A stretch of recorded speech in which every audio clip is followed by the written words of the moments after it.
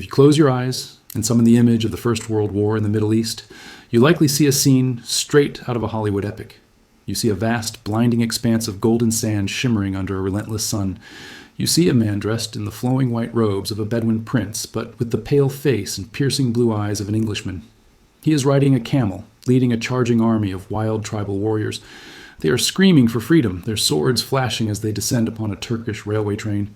He is Lawrence of Arabia, the hero, the liberator, the scholar warrior who promised a proud people their independence and fought alongside them in the dust and blood to achieve it.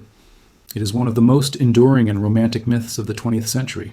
It tells a story of honor and brotherhood, where the British Empire, in a moment of benevolence, reached out a hand to help the Arab nation throw off the yoke of Ottoman oppression. It is a story of shared sacrifice, where the modern West and the ancient East united against a common tyranny. But there's a fatal flaw in this story. It is a lie. A magnificent, cinematic, heartbreaking lie. At the exact same moment that Thomas Edward Lawrence was sitting by a campfire in the freezing desert night, promising an Arab prince that Britain would support a great and unified Arab kingdom from the Indian Ocean to the Mediterranean, two other men were sitting in a quiet, luxuriously appointed room in London. They were not wearing dusty robes. They were wearing starched collars and expensive wool suits. They were not eating dried dates and drinking bitter coffee. They were sipping brandy and smoking fine cigars. One was a British aristocrat named Sir Mark Sykes. The other was a French diplomat named François Georges-Picot. On the table between them lay a map of the Middle East. It was a map of a region that had been ruled by the Ottoman sultans for 400 years. In their hands, they held a greased pencil and a wooden ruler, and with a few casual strokes and a conversation that amounted to little more than imperial horse trading, they drew a line. It was a straight, arbitrary line that slashed across the desert, ignoring tribal boundaries, ignoring river valleys, and ignoring mountains.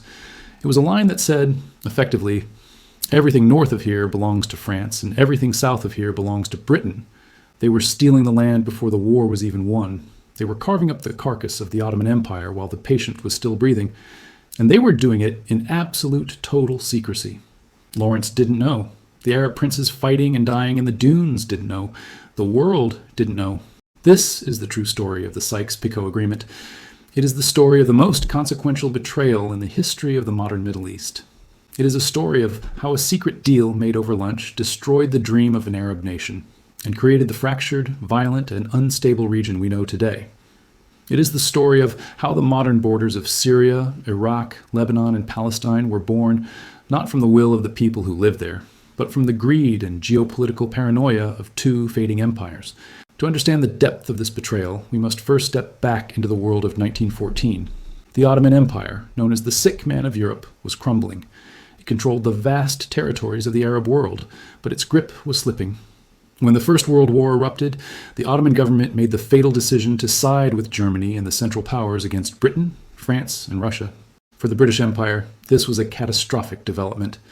The war was not just being fought in the mud of Flanders. It was a global conflict. And the Ottoman Empire sat directly on top of the British imperial lifeline. The Suez Canal, which ran through Egypt, was the artery that connected Britain to India, the jewel in the imperial crown. Millions of tons of goods and thousands of troops passed through that canal. If the Turks could march across the Sinai Peninsula and cut the canal, the British Empire would be severed in half. Britain would starve and India would be isolated. The British War Cabinet in London was terrified. They needed a strategy to distract the Ottomans. They needed to open a new front that would force the Turks to pull their troops away from the canal. They needed to destroy the Ottoman Empire from the inside.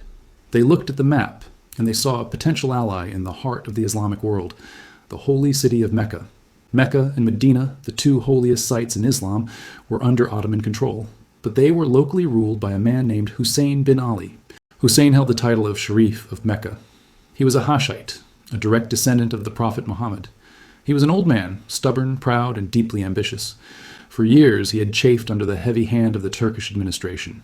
He watched as the young Turk government Istanbul tried to secularize the empire and impose the Turkish language on his people. Hussein dreamed of a different future. He dreamed of reestablishing a great Arab caliphate, a unified kingdom that would stretch from the burning sands of Yemen to the green mountains of Syria, all united under the rule of his family. The British intelligence services, operating out of the Arab Bureau in Cairo, saw an opportunity. They analyzed the situation with cold calculation. If they could convince Sharif Hussein to launch a religious revolt against the Ottoman Sultan, it would shatter the unity of Islam.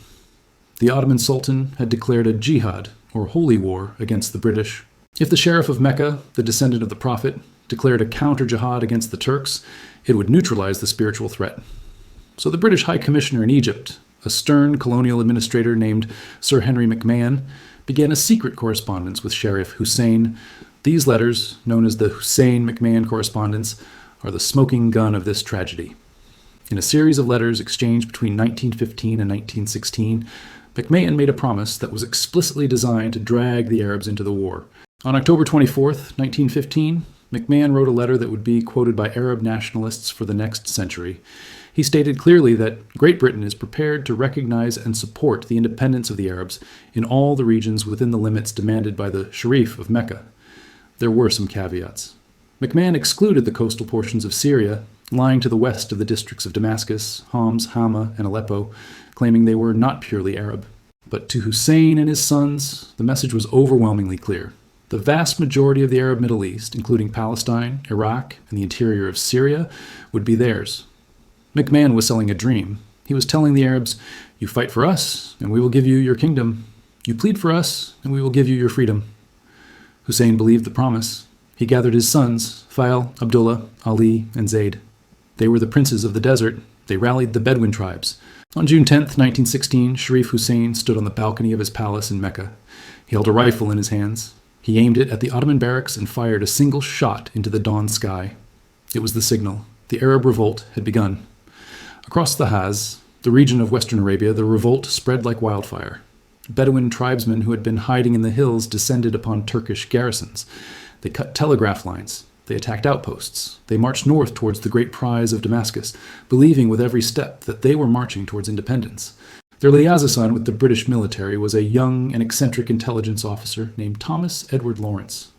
Lawrence was an anomaly in the British Army. He was not a career soldier. He was an archaeologist. Before the war, he had spent years walking through Syria and Palestine, studying Crusader castles. He spoke Arabic fluently. He understood the complex web of tribal politics. He had a deep romantic love for the desert and its people. Lawrence was sent to the Hejaz to evaluate the revolt. He met Prince Fisizel, Hussein's third son, and immediately saw in him the leader the revolt needed. Fisizel was charismatic, brooding, and intelligent. Lawrence wrote that he saw Faisal as the man who would lead the Arabs to glory. Lawrence embedded himself with Faisal's army. He stopped wearing his British uniform. He put on the white robes of a sharif. He rode camels. He ate with his hands. He lived the life of a Bedouin warrior. He became the architect of their guerrilla war. He taught them how to use dynamite to destroy the Hejaz Railway, the iron spine that allowed the Turks to resupply their garrisons in Medina. Lawrence truly believed in the promise. He told the Arab leaders around the campfire that they were fighting for themselves. He assured them that the British government's word was its bond. He was the guarantor of the alliance. But T. Lawrence was a pawn in a game he did not yet understand. While Lawrence was in the desert, living on locusts and honey and dodging Turkish bullets, the real decisions were being made in the hushed corridors of the Foreign Office in London and the Corsair in Paris. The British and French governments were not interested in Arab independence. They were empires. And empires, by their very nature, do not liberate. They conquer, they absorb, they exploit. The war in the Middle East was not a crusade for freedom. It was a land grab, a massive corporate merger of territory and resources. The British government was terrified that if the Ottoman Empire collapsed, another power might step into the vacuum. Perhaps Russia would push south. Perhaps the French would take too much. Britain wanted to secure the land bridge to India. They wanted the ports, and increasingly they wanted the oil. So, in late 1915, the Allies appointed 2 negotiators to settle the future of the Middle East once and for all. They were tasked with solving the Eastern question. Representing Britain was Sir Mark Sykes. Sykes was a fascinating and contradictory character. He was a wealthy baronet, a prolific traveler, and a conservative member of Parliament. He was brilliant, energetic, and famously arrogant. He claimed to be an expert on the East, but his knowledge was often superficial, based on the prejudices of the Victorian era. He viewed the Arabs through a lens of paternalism. He believed they were children, chaotic and primitive, who needed the steady guiding hand of the British Empire to enter the modern world. He believed that the British Empire had a God-given right to rule the world for the betterment of mankind. Representing France was François Georges-Picot. Picot was a different creature entirely. He was a hardened diplomat, a lawyer, and a fierce defender of the French colonial lobby. He was a man of stiff collars and stiffer principles. He was obsessed with Syria. For centuries, France had claimed a special role as the protector of the Christian communities in the Levant. Picot believed that Syria was French property by right. He was determined to ensure that the perfidious British didn't use the war as an excuse to push France out of the Middle East. The two men met in a series of secret meetings in London and Paris during the dark winter of 1915 and 1916. These were not formal diplomatic summits with press conferences. These were quiet, intimate meetings, often held over lunch or dinner. It was a negotiation of pure, cynical horse trading. They were dividing up millions of people, thousands of square miles, and centuries of history as if they were dividing a cake at a wedding. Imagine the scene. A large table covered in maps that showed the Ottoman provinces, maps that showed the rail lines and the rivers. Sykes pointed to the map with his finger. He traced a line from the Mediterranean Sea across the desert to the Persian Gulf. He argued that Britain needed this land bridge. He wanted the ports of Haifa and Acre to serve as naval bases for the British fleet. He wanted a railway line that would run from Baghdad to Haifa, transporting troops and goods. And he wanted the oil. The geologists were already whispering about the black gold hidden beneath the sands of Mosul and Baghdad. Sykes wanted that oil for the Royal Navy. Picot pointed to the map and pushed back. He demanded the coast of Syria and Lebanon. He wanted the great cities of the interior, Damascus, Homs, Hama, and Aleppo. He wanted a zone of influence that stretched deep into modern-day Turkey, into Anatolia. He argued that France had spilled millions of gallons of blood on the Western Front, and they deserved a prize equal to their sacrifice. They argued over details. They argued over water rights. They argued over the administration of specific towns. But they never once argued about the principle. Neither of them ever paused to question the moral right of two European men to decide the fate of millions of Arabs who were at that very moment fighting and dying for the Allied cause. Finally, they reached a compromise. They took a map of the Ottoman Empire and they drew the infamous line. It started at the E in Acre on the Mediterranean coast and ran almost straight east across the desert to the K in Kirk near the Persian border. Everything north of the line was colored blue. This was the French zone. The coastal area would be directly ruled by France as a colony.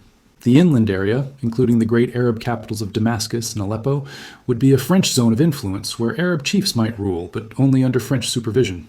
Everything south of the line was colored red. This was the British zone. The provinces of Baghdad and Basra would be directly ruled by Britain as a colony. The area between the Jordan River and the desert, including what is now Jordan and western Iraq, would be a British zone of influence. And what about Palestine, the Holy Land? This was a thorny problem. Both countries wanted it. Russia wanted it too, because of the Orthodox churches in Jerusalem. The Vatican was concerned about the Catholic holy sites. So they compromised again. They colored Palestine brown on the map and labeled it an international administration. It was a vague solution to a problem they didn't want to solve yet. The deal was finalized in a letter signed on May 16, 1916. It was officially called the Asia Minor Agreement, but history remembers it by the names of its architects, the Sykes-Picot Agreement. It was a document of pure imperialism. It was a blueprint for theft. It completely and utterly contradicted the promises made to Sharif Hussein in the McMahon letters. Hussein had been promised a single unified Arab kingdom, including Syria and Iraq. Sykes and Picot had just chopped that kingdom into pieces and shared it among themselves like spoils of war. Crucially, the agreement was classified as top secret. Only a handful of men in the inner circles of London, Paris, and Petrograd knew it existed. Sharif Hussein was not told. The Arab fighters freezing in the desert nights were not told. And Tay Lawrence was not told. So the war went on. The lie remained buried in a safe in London, while the blood continued to flow in the desert. The Arab revolt gained momentum under the command of Prince Fisizel and advised by Lawrence. The Arab army pulled off a miracle. In July 1917, they captured the port of Aqaba. It was a daring raid. The Turkish guns at Aqaba were pointing out to sea, expecting a naval attack. Lawrence and the Arabs attacked from the land, coming out of the impassable Neff Desert. They took the city from behind. It was a stunning victory. It proved that the Arabs were a capable fighting force. Lawrence rode across the Sinai Peninsula to Cairo to deliver the news to the new British commander, General Edmund Allenby. Allenby was a massive bull of a man. He was impressed by Lawrence. He supplied the Arabs with gold, rifles, and armored cars. He integrated the Arab army into his plans for the invasion of Palestine. The Arabs became the right flank of the British advance. They moved north, destroying the Hijaz railway bridge by bridge. They tied down tens of thousands of Turkish troops that would otherwise have been fighting the British. But as the armies moved north, Lawrence began to hear whispers. He began to sense that something was rotting at the heart of the alliance. He saw the way the British officers looked at the Arabs with a mixture of amusement and contempt. He saw the arrival of French advisors who treated the land as their own property. Lawrence began to suspect the existence of a treaty. He confronted his superiors, but they evaded his questions. In his memoirs, 7 Pillars of Wisdom, Lawrence wrote with agonizing honesty about the crushing guilt he felt during this time. He wrote, "I was effectively an agent to foreign powers, exploiting the Arabs' national hope, calling them to fight for a freedom that was not to be theirs." He described himself as living a lie every day, pretending to be a friend while serving as the instrument of their betrayal. But he kept fighting. He formulated a desperate plan. He hoped that if the Arabs could capture Damascus, the ultimate prize, before the British army got there, they would present the world with a fait accompli. He hoped that if the Arabs were physically sitting in the government palace, running the city, the politicians in London and Paris would be forced to accept reality. He hoped that the facts on the ground would override the secret treaties in the safe. The race for Damascus began. It was the autumn of 1918. The Ottoman army was collapsing. General Allen broke through the Turkish lines at the Battle of Megiddo in Palestine. The Turkish retreat turned into a rout. The Arab army under Fisesel raced up the desert flank, riding hard for the Syrian capital. On October 1st, 1918, the Arab forces entered Damascus. It was a moment of pure, unadulterated triumph. The dream seemed to be coming true. They raised the flag of the Arab revolt, black, green, white, and red, over the government building. The people of Damascus flooded the streets. Women threw flowers from the balconies. Men fired rifles into the air. They were cheering the end of 400 years of Ottoman rule. They declared an independent Arab government. They proclaimed Fisesel as their king. Lawrence was there. He drove his battered Rolls-Royce Blue Mist through the streets of the liberated city. He saw the joy in the faces of the people, but he felt no joy. He knew the clock was ticking. He knew the French were coming. Days later, General Allen arrived in Damascus. He summoned Fiesel and Lawrence to a meeting at the Victoria Hotel. The atmosphere in the room was icy. Allenby was a soldier following orders, and his orders were based on the Sykes-Picot Agreement. Allen informed Fiesel that his government would not be recognized as fully independent. He told him that under the agreement, which could now be revealed, Syria belonged to the French sphere of influence. He told him that a French representative would be arriving shortly to take supreme command. Fiesel was shocked. He stood tall in his robes, his face pale with anger. He protested. He said he had been promised independence. He said his men had died for the city. He said, "I am a sovereign ruler. I will not accept French command." Alani was unyielding. He looked at Lawrence and said, "But did you not tell him?" Lawrence looked at the floor. It was the moment of ultimate shame. Alani told Fiesel that he could administer the city for now, but only under the supreme command of the Allies. Lawrence could not bear it. Broken, exhausted, and ashamed, Lawrence asked Alani for permission to leave. He resigned his post. He left Damascus before the French arrived. He returned to England, a famous hero, the uncrowned king of Arabia. But inside he was a broken man, haunted by the betrayal he had facilitated. But the story doesn't end with Lawrence leaving. The secret was out, but the Arabs still hoped to fight it diplomatically. The war ended in November 1918. The peace conference was set to be held in Paris in 1919. Fiesel decided to go to Paris. He would plead his case to the world. He pinned his hopes on the Americans. President Woodrow Wilson had arrived in Europe like a messiah. He had issued his famous 14 points. He spoke of self-determination. He said that people should have the right to choose their own government. He said that the day of secret treaties was over. Fisesel believed that Wilson and the United States would save the Arabs from the greed of the British and French. Fisesel arrived in Paris in January 1919. He walked through the snowy streets of the French capital wearing his white and gold robes, a striking figure amidst the gray suits of the diplomats. To Lawrence came out of retirement to serve as his translator and advisor, but they were walking into a lion's den. The Paris Peace Conference was not a meeting of minds. It was a market of victors. Fisesel was treated like a curiosity, not a statesman. The British and French locked him out of the real meetings.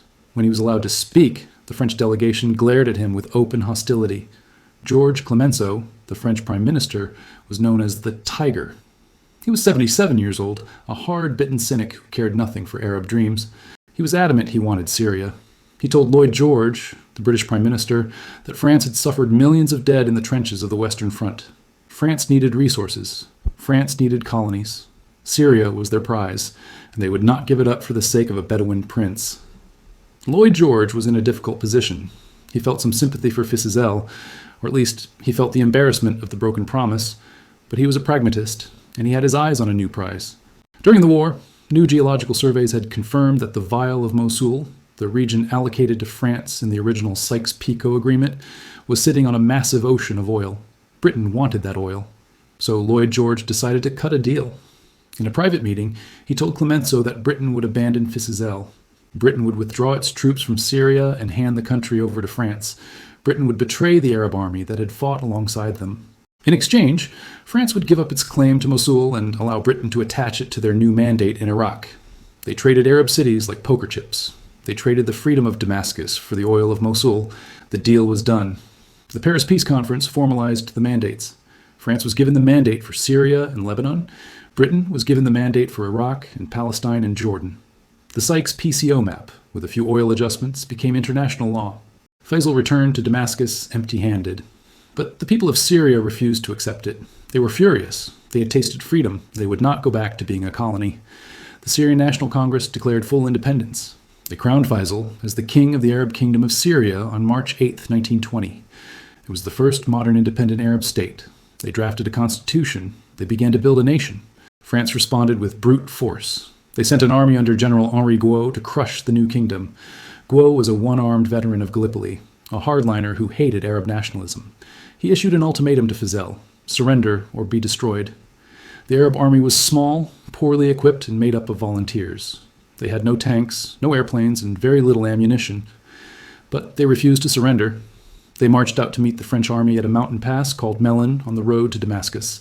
The Battle of Melun was a massacre. It was a heroic suicide. The French tanks and artillery wiped out the Arab forces in hours. The Syrian Minister of War, Yusuf al-Azma, a gallant man who knew he would not win but refused to let the French enter without a fight, was killed leading a charge. On July 24, 1920, the French army marched into Damascus. The dream was dead. The independent Arab state had lasted only 5 months. There's a famous story, perhaps apocryphal but deeply symbolic, about General Guo. When he entered Damascus, he rode his white horse straight to the tomb of Saladin, the great Muslim leader who had defeated the Crusaders centuries earlier. Gad walked into the tomb, kicked the sarcophagus, and said, "Awake, Saladin, we have returned." The Crusades were over. The colonial partition of the Middle East had begun. This brings us to the end of the first chapter of this tragedy. We have seen the promise, the betrayal, and the conquest, but the story of the British and French in the Middle East gets even darker. The lines they drew were just the beginning. The French general Henri Gouraud stood in the ancient city of Damascus in the summer heat of July 1920. The dust from the Battle of Melun had settled, but the smoke of burning villages still hung in the air. The Arab army was destroyed. King Fisesel, the man Lawrence had promised a kingdom, was packing his bags, fleeing into exile on a train to Palestine. The French tricolor flag was flying over the Umayyad Mosque. Gouraud looked at the map that Sykes and Picot had drawn 4 years earlier. It was no longer just a drawing in a diplomat's notebook. It was now a reality enforced by French bayonets, tanks, and airplanes. But conquering the land was one thing. Ruling it was another. The British and French had invented new countries, but they hadn't invented nations. A nation is a group of people who feel they belong together, who share a history and a destiny. The lines drawn in 1916 had trapped people together who had no desire to be united and separated people who had been one family for centuries. France, in particular, adopted a policy of divide and rule. It was a strategy as old as the Roman Empire. They looked at Syria and they saw a threat. Arab nationalism was strong in the Sunni cities of Damascus and Aleppo. The French feared that if Syria remained united, it would constantly rebel against them. So they decided to slice it up even further. They decided to atomize the country. They took a scalpel to the Syrian map. They carved out a state for the Alawites, a minority sect along the coast, giving them their own capital in Latakia. They created a state for the Druze in the southern mountains, playing on their fierce independence. They separated Aleppo from Damascus, creating regional rivalries. And most fatefully, they created Greater Lebanon. Lebanon had traditionally been a small mountain refuge for the Maronite Christians, a jagged range of peaks called Mount Lebanon. But the French wanted to turn their Christian allies into a regional power. They wanted to give them a viable state. So they took a pen and expanded the borders of Mount Lebanon. They added the coastal cities of Tripoli and Sidon and Tyre. They added the fertile Bekaa Valley. But there was a problem. These new areas were full of Sunni and Shia Muslims. By expanding the Christian state, the French had diluted the Christian majority. Suddenly, the Christians were barely 50% of the population. To manage this, the French created a rigid confessional political system. Power was shared based on religion. The president had to be a Christian, the prime minister a Sunni, the speaker a Shia. It looked like a clever balance. In reality, it was a time bomb. It institutionalized sectarianism. It taught people to think of themselves not as Lebanese citizens, but as members of a sect fighting for a slice of the pie. 50 years later, that bomb would explode into a 15-year civil war that would turn Beirut from the Paris of the East into a wasteland of rubble. Meanwhile, the British were struggling with their own invention, Iraq. If Syria was sliced apart, Iraq was glued together. It was a Frankenstein's monster of a country. The British had stitched together 3 Ottoman provinces that had very little in common. Mosul in the north was Kurdish, mountainous, and looked towards Turkey. Baghdad in the center was Sunni, Persian-influenced and cosmopolitan. Basra in the south was Shia, marshy, and looked towards the Persian Gulf and India. The only thing these 3 groups agreed on was that they didn't want the British there. In 1920, just as the French were crushing Syria, Iraq erupted. It was a massive spontaneous revolt. The Shia clerics in Karbala issued fatwas against the British. The Kurdish tribes in the north picked up their rifles. It was a full-scale national war of independence. The British were caught off guard. They had 100,000 troops in the country, but they were losing control. The cost of the occupation was skyrocketing. The British public, exhausted by World War I, demanded the troops come home. Winston Churchill, who was then the colonial secretary, needed a cheap solution. He found 2. First, he decided to rule Iraq from the air. This was the birth of air policing. The Royal Air Force built massive bases in the desert. When a tribe rebelled or refused to pay taxes, the British didn't send soldiers. They sent biplanes. They bombed the villages. They dropped incendiary devices on the mud huts. It was brutal, effective, and cheap. Second, he needed a king. The British realized they couldn't rule Iraq directly as a colony. It was too provocative. They needed a local face. They needed a proxy. They remembered Fisazel, the man the French had just kicked out of Syria. He was unemployed. He was a Hashemite. He was a war hero. And he was indebted to the British. So, in a conference in Cairo in 1921, Churchill decided to simply move Fisazel from Syria to Iraq. It was like transferring a CEO from one failing branch of a company to another. Fisazel had never been to Iraq. He was from Mecca. He didn't speak the local dialect. He was a Sunni king imported to rule a majority Shia country. The British staged a coronation. They rigged a referendum claiming 96% of Iraqis voted for Fisazel. It was a farce. Fisazel arrived in Baghdad to the sound of a British military band playing God Save the King. He was a decent man, a moderate man, but he was a king without a country. He was trapped in a gilded cage. If he worked too closely with the British, his people called him a traitor. If he opposed the British threatened to remove him. This was the pattern of the Mandate period. The British and French set up governments that were designed to be weak. They backed minority groups to rule over majorities. They favored tribal sheikhs over urban intellectuals. They stunted the growth of real democratic institutions because democracy might produce a government that wanted them to leave. And then there was the oil. This was the dirty secret that Sykes and Picot had only guessed at, but which became the dominant fact of the 20th century. In 1927, at a place called Baba Gorger near Kirkuk, a massive oil well came in. It was a gusher.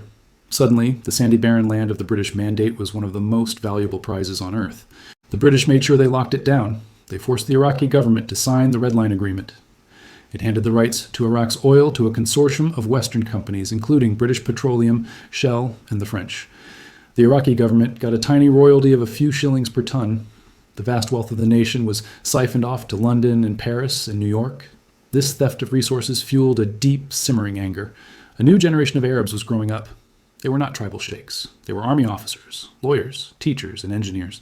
They looked at the maps drawn by Sykes and Picot, and they felt humiliated. They looked at their puppet kings, and they felt disgusted. They looked at the oil pipelines carrying their wealth away, and they felt robbed. They began to dream of a new kind of freedom. Not the freedom promised by Lawrence of Arabia, which depended on British benevolence, but a freedom taken by force. This led to the age of the coup. In Iraq, the military became the center of nationalist sentiment.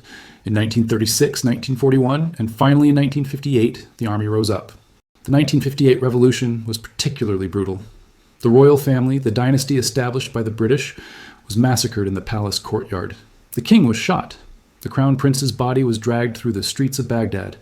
It was a violent rejection of the British-imposed order. But what replaced it was not democracy. It was dictatorship. Strong men like Saddam Hussein rose to power, promising to restore Arab dignity and erase the artificial borders. Saddam Hussein was a child of Sykes-Picot. He was obsessed with the humiliation of the past. When he invaded Kuwait in 1990, he justified it by claiming that Kuwait was an artificial state created by the British to cut Iraq off from the sea. He was using the twisted logic of the colonial map to justify a new war. In Syria, the French mandate ended in 1946, after a bloody struggle where the French actually shelled the Syrian parliament. But the sectarian divisions the French had fostered remained. The country was unstable, rocking from one coup to another. Finally, the Ba'ath Party seized power. They were secular nationalists who preached Arab unity. But in reality, the regime came to be dominated by the Alawites, the minority sect the French had empowered back in the 20s. The Assad family built a brutal police state to hold the fractured country together, using fear to bridge the gaps the French had created. And then there is Palestine, the brown zone on the Sykes-Picot map, the international zone. Britain took control of it in 1920. They had made conflicting promises. To the Arabs, in the McMahon letters, they promised independence. To the Jews, in the Balfour Declaration of 1917, they promised a national home. The British spent 30 years trying to juggle these two promises and failed miserably.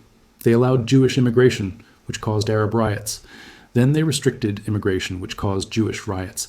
They satisfied no one. By 1948, Britain simply gave up.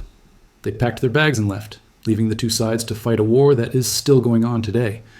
The map of Palestine and Israel is the most contested, bloodiest map in the world, a direct legacy of British duplicity and the vague brown smear on Mark Sykes' map. So where does this leave us today?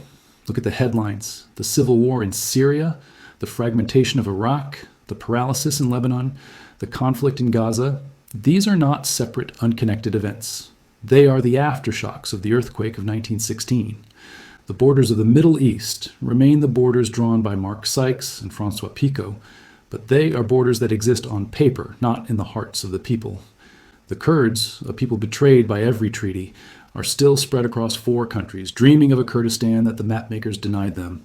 The Sunnis and Shia in Iraq are still struggling to find a way to share a country that was forced upon them. The Lebanese are still trapped in the sectarian cage built by the French. History is not just about the past. It is about the present. The story of Sykes-Picot is a warning. It is a warning about the arrogance of power. It is a warning that you cannot draw lines on a map and expect people to fit into them. It is a warning that betrayal has a long half-life. De Lawrence died broken-hearted because he saw the future. He saw that the wind he had swung would become a whirlwind.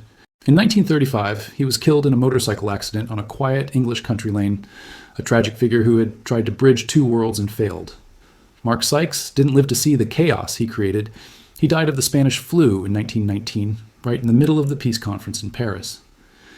François Georges-Picot faded into obscurity, serving as a diplomat in various posts, never realizing that his name would become a curse word for millions of people.